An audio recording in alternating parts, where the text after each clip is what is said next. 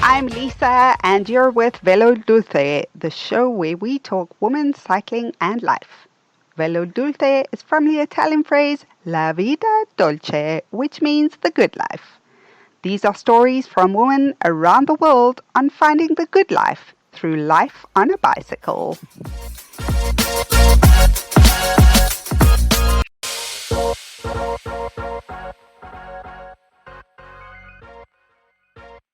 My guest today is Szifra Burke. Shifra was born to Yiddish parents, am I correct? Yes. Yiddish parents, immigrants from Poland to America. She grew up in Massachusetts, deeply affected and inspired by her parents' immigration and Holocaust experiences and their indomitable tenacity. She has a passion for storytelling and for life too, as you will see in this interview. In preparation for this interview, I actually watched her talk on World Channel about how she came into her name. And I'm actually going to share the link in the podcast notes, so please watch it. I ended up in tears. I have no doubt you will too. As with the women on my shows, she is one powerhouse of a woman. She has produced a number of documentaries and books. She is incredibly acclaimed. She produced Browsing Through Birkes, a documentary she co-produced about growing up in her family's quirky retail clothing store. Today, she is an executive leadership coach, and I will share some of her accolades. I'm sure you will be blown away as I am, but that's not why I'm interviewing her today. Today, we are talking on Velo Dulce about In Tandem, pedaling through midlife on a bicycle built for two. Welcome, Shifra. Thank you so much. That was quite an intro. Very humbling, Lisa. It's really humbling for me to get to spend some time with you, so thank you. So, my pleasure. You've done a wide array of work. I feel like I could spend 2 days with you and not access all your wisdom. So I do want to jump straight into the book In Tandem. Why, where? Give us the short synopsis. So let's think of the short synopsis. My 60th birthday was rolling around. My 73rd is rolling around soon. So it was probably actually about this time of year. Jay, my husband, had restarted riding a bicycle. I'd not ridden since I was in high school, and I think my last ride was with a friend to get an ice cream. It's the last one I remember anyway. And I had this idea that maybe we should get a tandem bicycle. And part of that was looking for a shared activity that would be physical and would offer me some challenge, both physically and in all kinds of other ways, because the idea of being on the back of this bicycle built for two was a little daunting at the same time that it was intriguing. We had rented one time for what ended up being a half-hour ride in the first year Jay and I met, when I was 49. So that tells you something already about we met when I was 49. So we'll get back to that. So he just said, okay, let's explore. And so we bought this tandem. That's basically the story. And at age 60, I started riding as a stoker on the back of this tandem. The book, in answer to your question, though, the book. So in our early rides, in my mind, I was thinking, wow, there are so many metaphors for relationships. Jay and I are both relationship people, both professionally and personally. He even more than I in the role reversal that sometimes people are surprised about. He's the one that really likes to talk about relationship stuff, even more than I do. So I kept having these, stop me whenever you want to ask a question. Carry on. Okay. I kept thinking about all these metaphors. So I can't remember the first one, but basically, each time I thought of one, and I'll share some in a second, I would be like, Jay, this is such a good metaphor for relationships and life. We should write a book. So if Jay were here, he would be telling you, and I'm pretty sure this is in the book, that my saying we should write a book was not that I wanted to write a book, because I really don't love to write.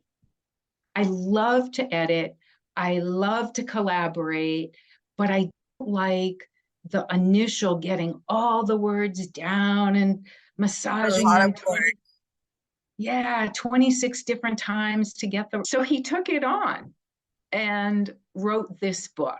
I could go on and talk about it. It's really our book, and I can tell you why it's our book. It's our bike. It's my bike, actually, and he always tells people that. The Tandem is Shifra's. She wanted it. She is the one who pushes. So there's a lot of story about the passive woman on the back of the Tandem isn't quite accurate for us. So, that I find completely amazing, that you would want to start cycling.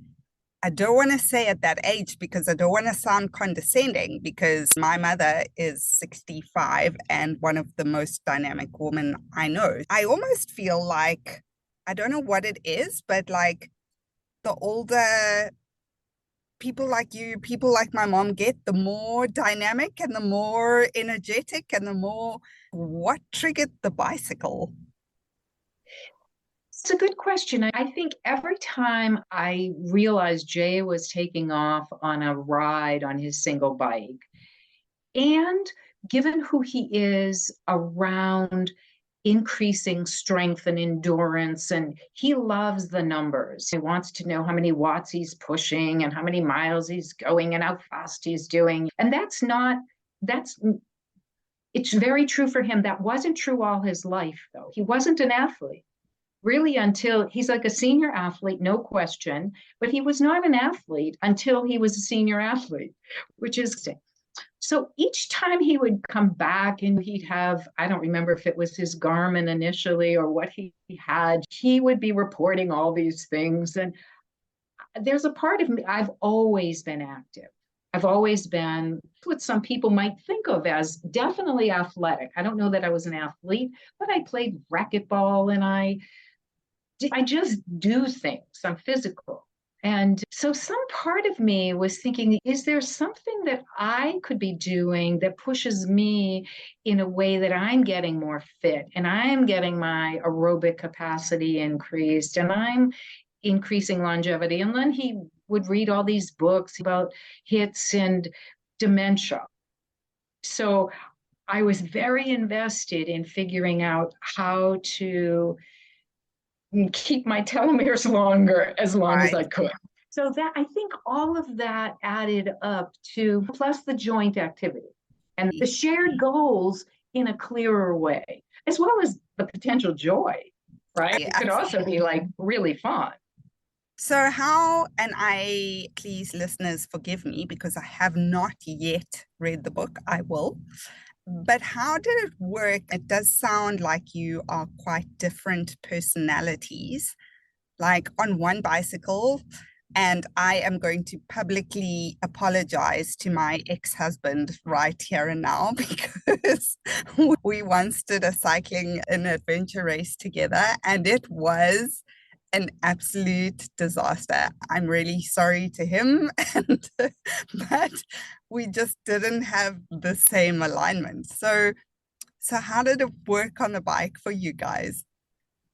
So I think what people may not really understand, and maybe this was true for you and your ex-husband, is it's really a good idea to prep before getting on a tandem bike, to really know that either person can really make or break that flow and can spike. I don't know how much neuroscience you or your listeners or viewers know. Our cognition is, and our new brain is tiny compared to our emotional brain, right? That primitive limbic system.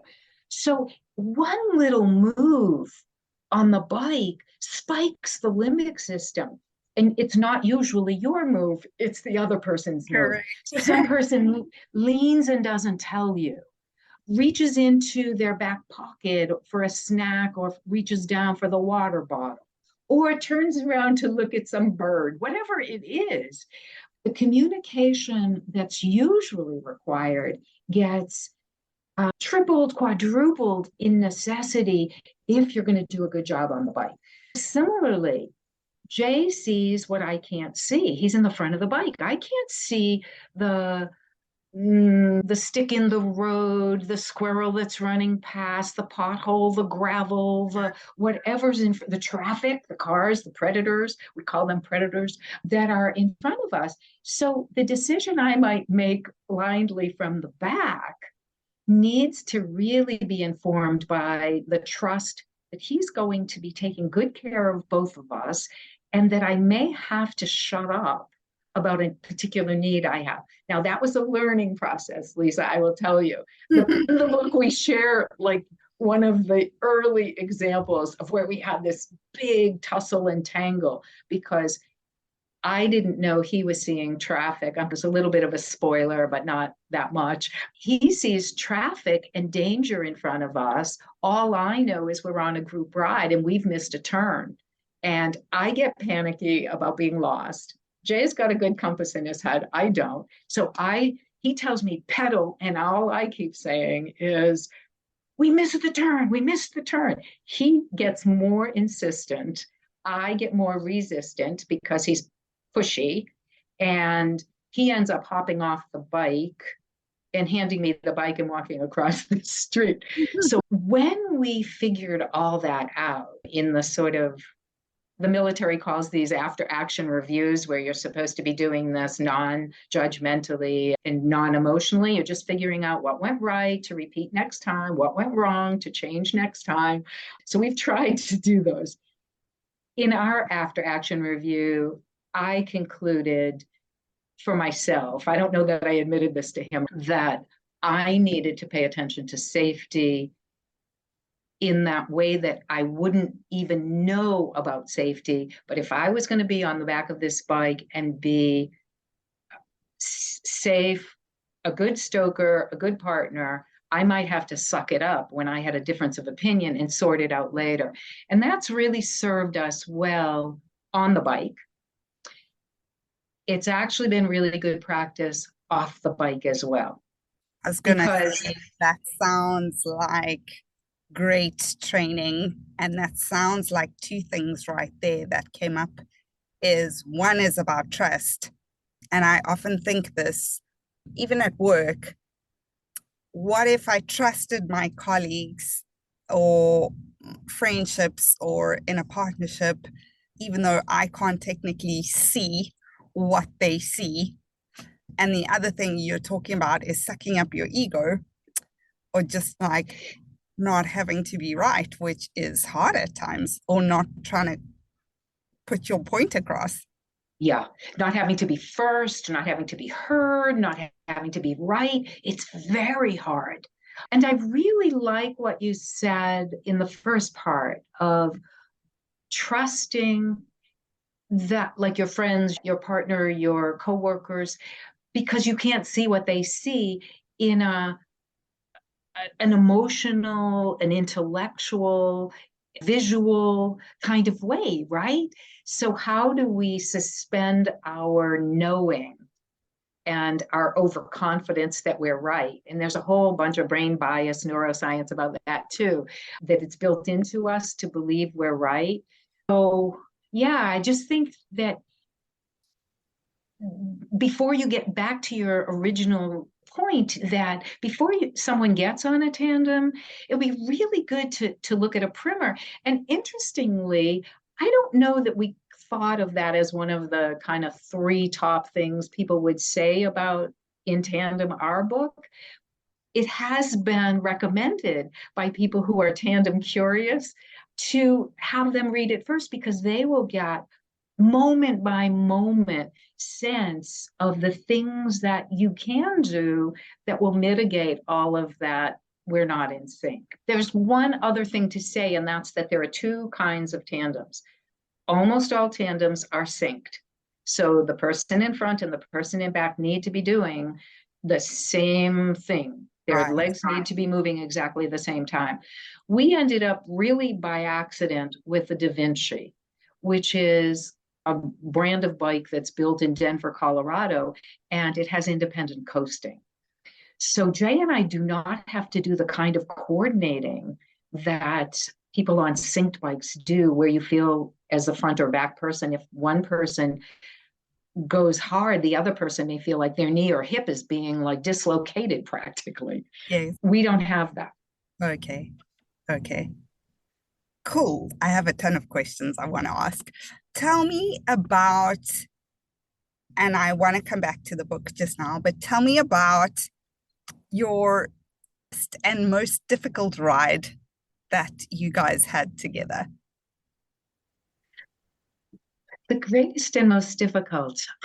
That's a great question. And it may or may not be the same, or it may be different instances. Yeah, I'll tell you the first one that came to mind is interesting. After this conversation with you, I'm going to ask Jay this question. I love this question. So we were on what might have been our first tandem rally ride. So are you familiar with the tandem rallies for any reason? No, I'm not. Okay, so it turns out all over the US, maybe all over the world, I don't know, there are these events that happen. They're usually a weekend, and anywhere from 100 to 300 tandem teams show up, and they stay in whatever place, and then they do rides all weekend long. We were in Vermont. Vermont is really hilly, and we're not in the kind of shape that we were later. So the elevation was daunting but interesting, interesting. I don't want to say but, because it's both. And we put our roots into our Garmins, and we were all set for I believe the shorter ride that still was just still pretty pitchy for us. So we got on the ride, and you start together, and then people veer off at various points, just like a single bike ride where people do different lengths of ride.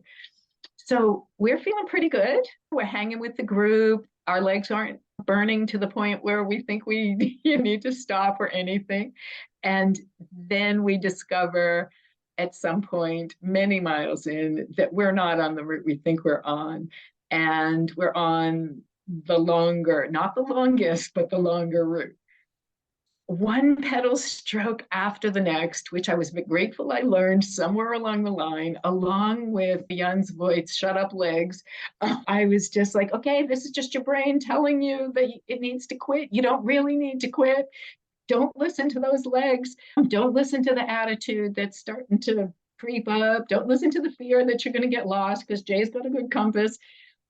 So I think it was because we were so psyched about being able to do this, psyched about being able to work together, to not have one or the other of us attitudinally create a mess. And it was our best altitude and longest crunchy kind of ride.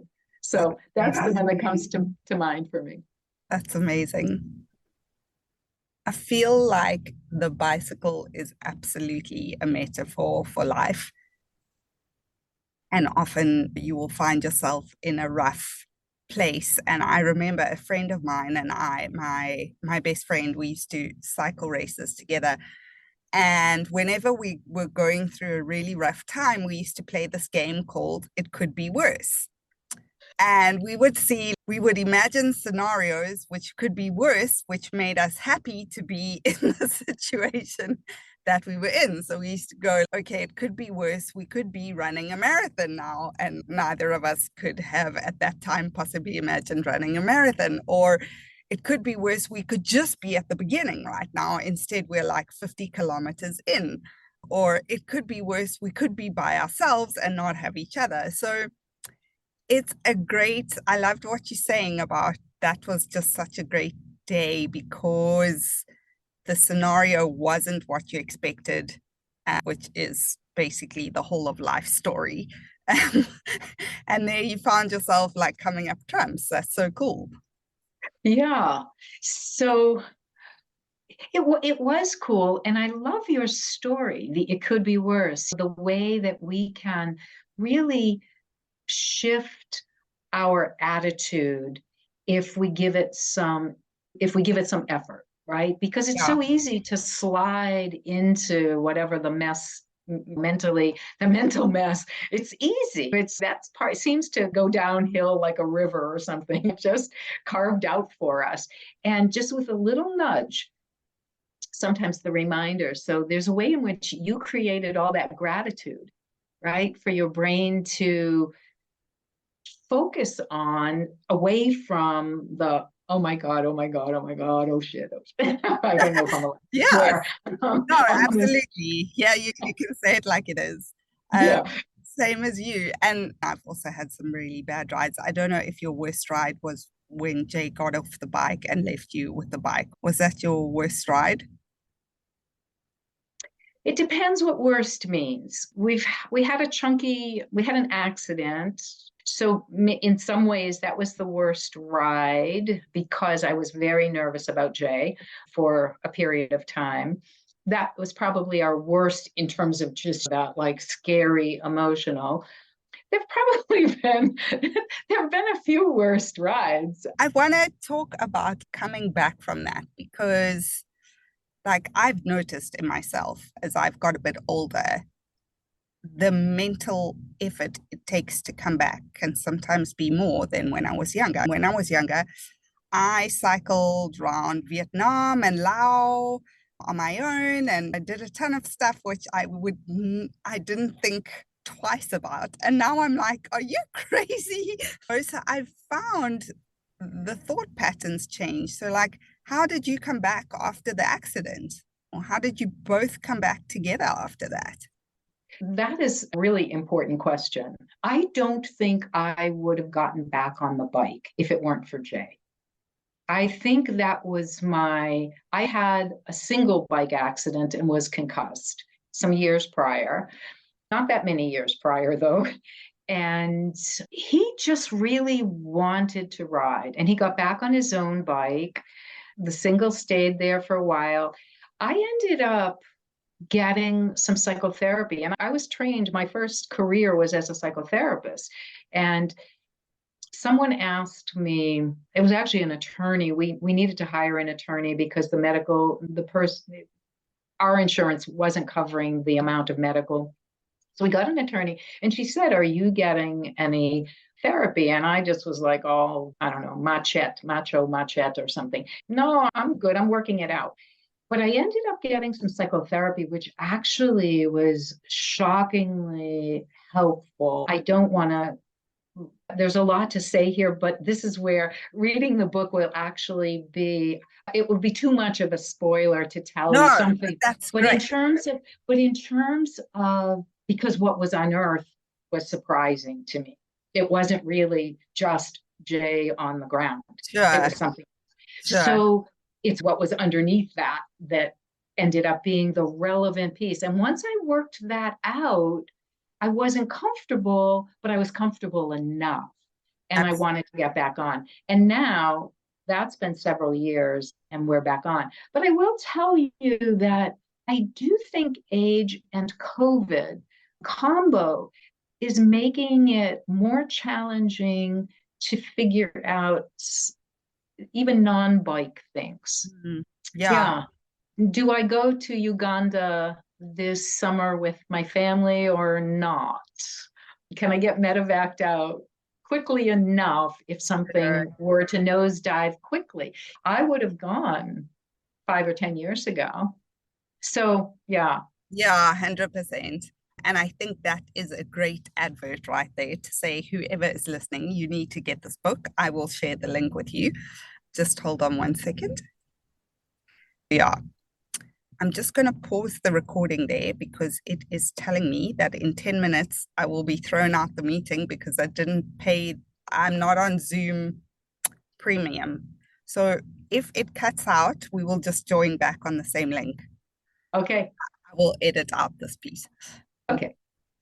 Cool. So now, is the book, and I don't want you to give too much away because I really think this is a value read.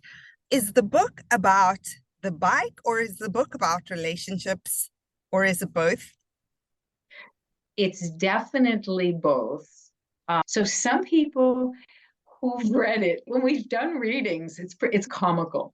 There are engineer types who say, I don't know where Jay was going with all this relationship stuff, but I really liked all the mechanicals and I liked learning about the bike. And then I know for a fact there are engineers who listen to the show. they may be very interested in the Tandem and in the Da Vinci, those differences, and Jay deep diving into these little details. And then there are relationship people who are like, I skimmed over all that kind of bike stuff. And then there are people who were surprised at, in both sides, the engineers who were like, I read some of that relationship stuff. It was interesting. And my wife and I had all these conversations that we don't usually have, or my partner and I. And then the people, I'm over stereotyping here, I realize as I'm doing, but the people who were interested in relationships were like, I learned a lot about cycling and a lot about tandems that I never ever would have read.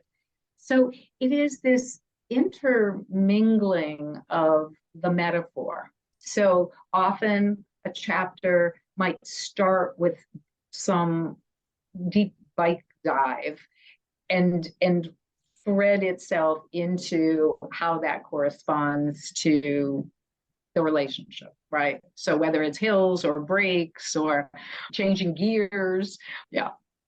So in your opinion, and you may or may not reference the book, and I will totally confess that relationships have been, I think that everyone has a struggle in their life. Some people struggle with finances, some people struggle with health.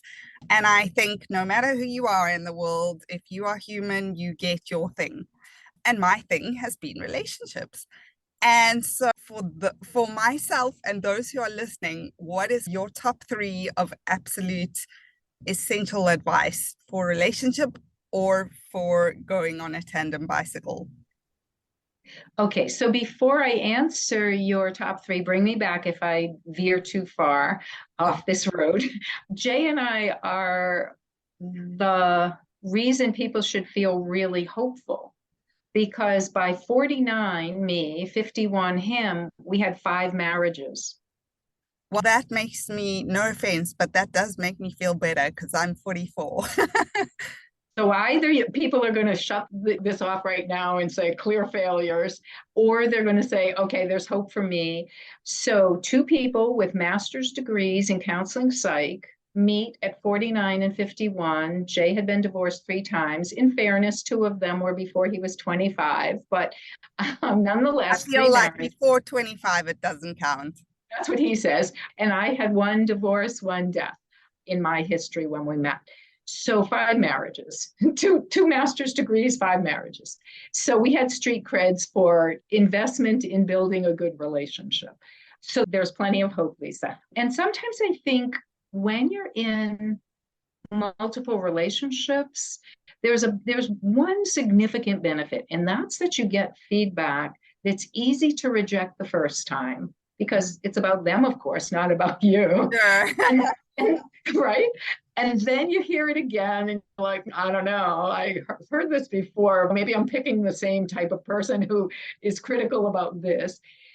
By the time you've been in some number of relationships, those don't have to be marriages, if you're a thoughtful person, you start to think, I think I have some stuff to work on here. And some of that might be around my own what can I change in me, like behaviorally? And some of that behavior is around judgment, expectation of the other person, right? So things that would have been problematic for me and were problematic in previous relationships, trying to change the person to be more of what I thought made sense for a human to be, and certainly a human to be with me. I'm not saying I never have that urge. I also have its shut up legs. I guess I never thought of that before this moment. It's like knowing that's not an accurate and good cue to follow. Right. It's my brain doing an old habit, and I now have more control over what I do with this. So juxtapose that moment of Jay should, or I wish Jay would, and this other voice comes in that says, there it is. And I can start to know that this usually the same thing that's problematic for me in situation A is really vitally helpful in the overview of our relationship. So Jay's more careful in many ways than I am. Do I want the captain of my bike to be more careful?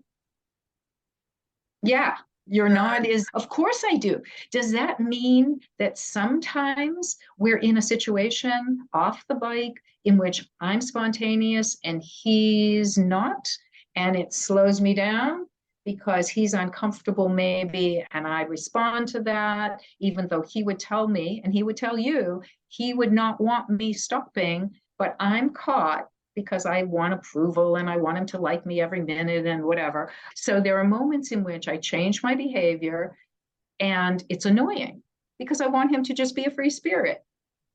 Not a good thing for a free spirit on the front of that bike or driving a car if he's driving and I'm a passenger. So there are so many of those where if I can take that minute and think, okay, where does this same behavior buy me something huge in the scope of our relationship?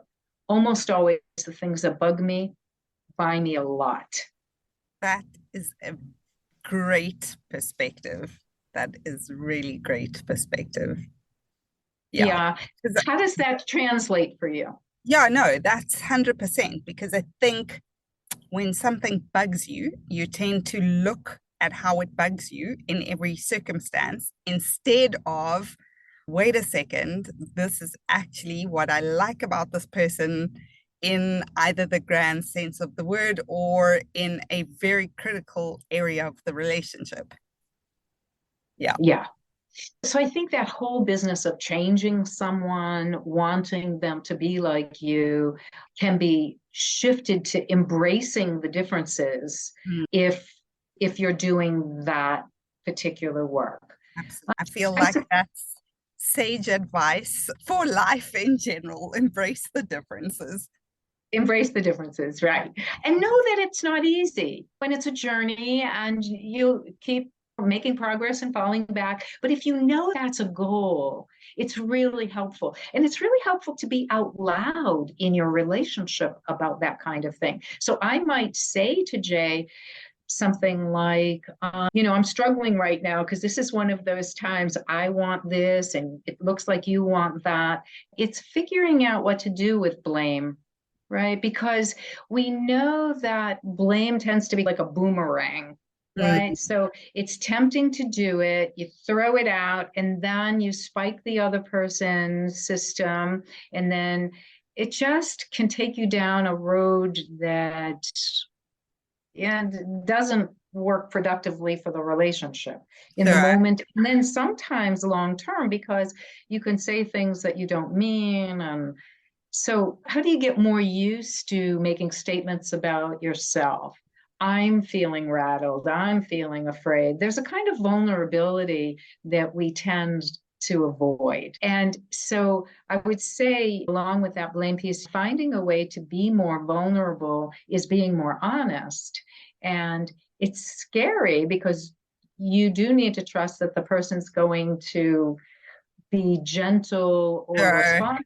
And if they're not, it's easy to get extra pissed off. But then having the chance to unpack that later. I think that the other is the opposite end of the spectrum, Lisa, and that's that I think we are really more likely to acknowledge or praise people outside of our primary relationship.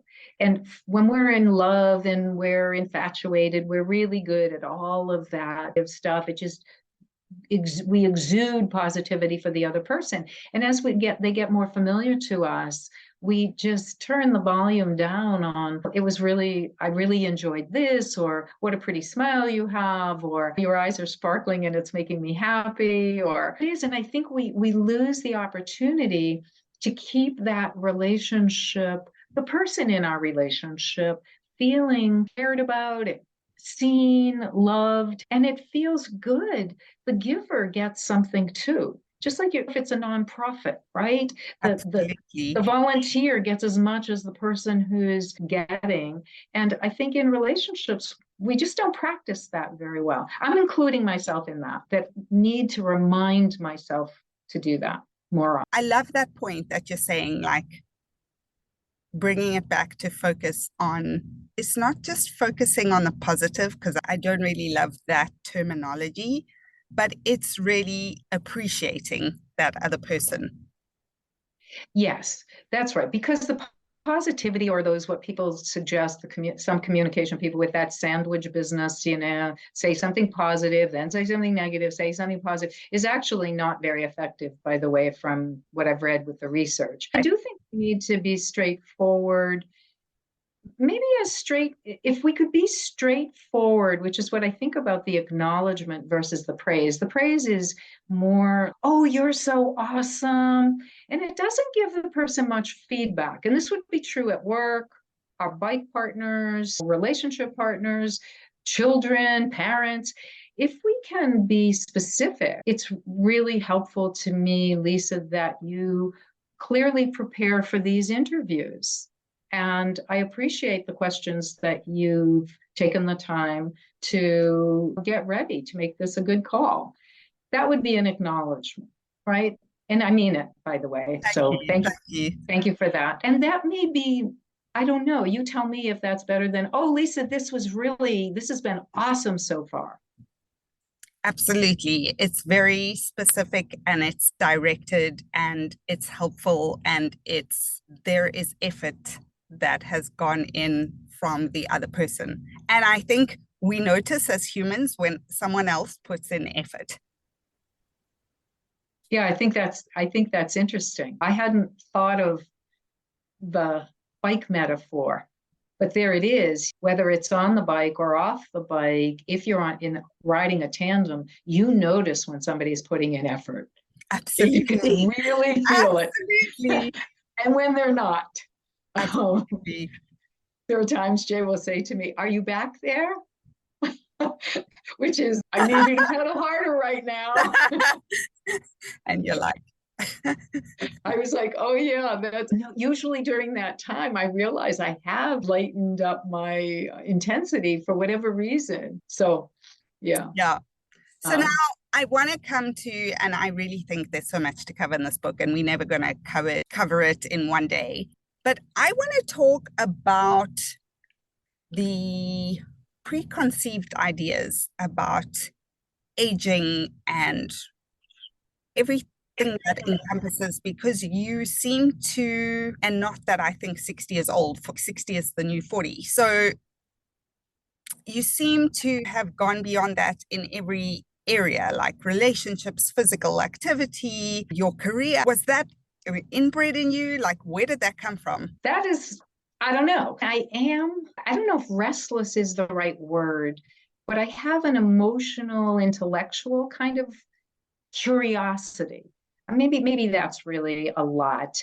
And I have a lot of energy to give to physical things, but I have a lot of energy to give to making the world a little bit better place while I'm here. And I think that's my, I don't know, raison d'etre, I guess. And I've tried hard to think to remember that age is relevant, but it doesn't have to be limiting for me. I'm not saying it's not limiting at all, because it is. At 60, I was riding stronger than I am now. And I suspect at 80, I'll be riding differently from today. And who knows, maybe I'll be on a recumbent or something. But then one of my friends here in Spain, sorry to introduce you, is 84 and rides like a machine. And so that may be me. That would be awesome. So I'm trying to pull back your actual question, like how do I talk to myself, or what has made me be able to do all these things? Or yeah, because I think as you age, I'm not sure because I haven't done the research, to be honest, but you have more thoughts of I can't, or I don't feel good, or people simply adopt society's self-imposing limitations. And so they don't even try stuff anymore. Yes. So I think you've nailed it. I think I've never been good at believing that I couldn't do something. And I think that really comes from my dad, who didn't do any of these things. But my dad, from watching my name story, that he was a Holocaust survivor. And he really set an example for open doors that are closed to you. And they were innumerable ones that were closed to him, from the factory owners who didn't have enough clothing to sell to their regular customers after the war. And my father sat in bathrooms at factories and grabbed an owner and said, "You're going to sell to me. I survived Hitler." And so waited for the guy to have to go to the bathroom. And it just story after story of living with that. And when we said to my dad growing up, "So I can't do X," and he said, that became like, "Why don't you try?" So I think doing things the conventional way wasn't his way. It was my mom's way, but it wasn't his way. And even though there were many difficult things about my dad, he was verbally abusive. He was, in retrospect, I'm sure he had so much PTSD and all kinds of other things. But some of the best things in my life, same as what we're talking about right earlier, some of the best things, my favorite things about me come from him. His humor, his willingness to beg for forgiveness and almost never ask for permission. So I think it serves me well aging. Absolutely. And I guess I'm similar to you. When I have experiences, I always get them in my head in terms of a book or an article or something to put together. And I was thinking yesterday, I am going to put a Fit and Fabulous at 50 course together at some point. But like, this is, yeah, I love that. And I love that story about how it came from your dad. And again, to the listeners, I am going to put those links in there because honestly, it's life-changing. Go and listen to those stories. I absolutely want to thank you, Shifra, for being on today's show. I want to ask you one final question, which is where to from here? On the bike and off? Good question. We are just in the immediate. We're just recovering from Jay's COVID and pneumonia that he got on our drive here. So we're back to building, but I'm grateful that we did our sturdiest ride yesterday, which was not very sturdy compared to 2 months ago. December 31st, we left Massachusetts, and yesterday was our sturdiest ride. So for 3 weeks, 4 weeks almost, we were off the bike and just trying to be sure that things were good. And then from here, I now will pick up the book promotion that I expected to do when we got to Tucson, Arizona, which we've come the last few winters so we could ride. So we're in the Southwest. Wow. And here with our new puppy. I think this is actually a lovely launch for this, getting the word out on the book. And I'm excited for people to read it, partly for the reasons we've talked about, and partly it's really just an interestingly crafted story. And I credit Jay for that. Both of our names are on the book, but the readers will learn. I massaged every word, every page, and I'm all over the book. I did not do the fundamental writing in this book, although, again, I don't know if there's any fundamental writing left because of our tandem work doing the book, which is also another story.